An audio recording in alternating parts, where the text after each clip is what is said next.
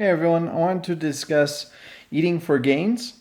So this video is for anyone that wants to bulk up, essentially.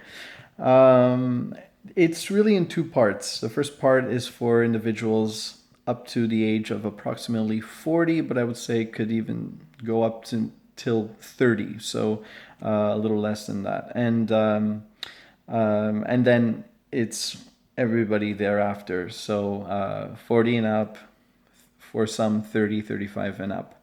I would say 30, the second part is for individuals 30 and up if they are typically individuals that have a more endomorph type of body, more heavier frame, bulky frame, then they'll perhaps start at an earlier age training the way I'm going to explain.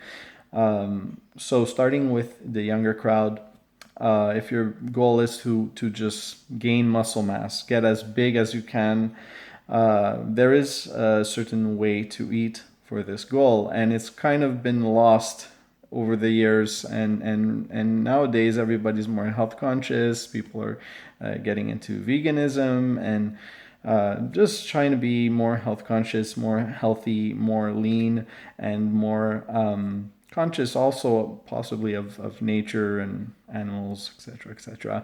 I'm not going to cover any of that. I'm really just going to go get into what we used to do when in my younger days, going back approximately 20 years. What everybody kind of did at the time was that who wanted to bulk up was eat whatever they could get their hands on. And this was very common. This was I grew up and still live in Montreal. It has a long and strong tradition of bodybuilding and even natural bodybuilding. The Weeder brothers are from here. IFBB started here in a way, in some ways. I mean, I believe their office was still based, their headquarters was still based here until recently.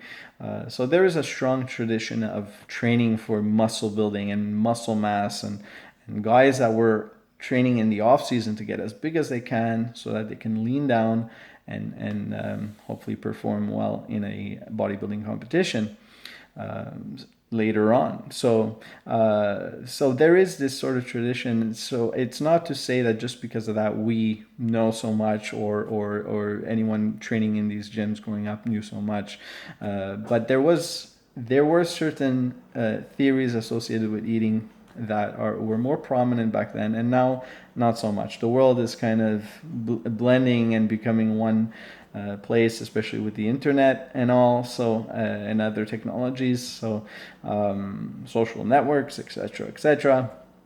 In any case, getting quickly to it as quickly as possible, I just wanted to mention that we used to gain weight by basically eating as much as we could.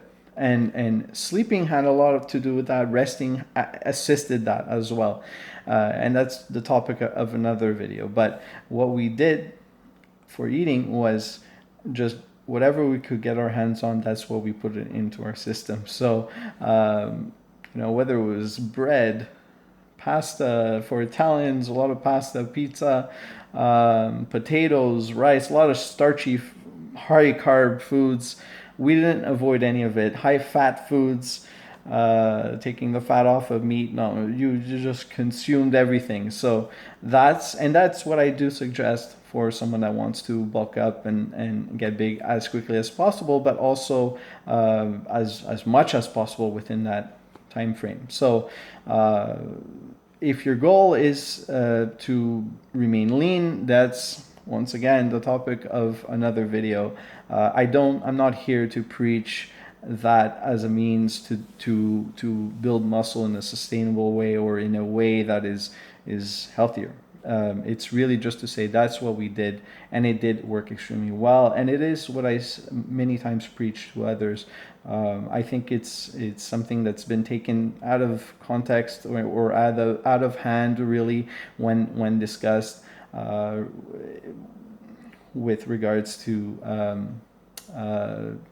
as if it's going to cause a heart attack or something like that. It's not. We're training so much, so we need to eat appropriately.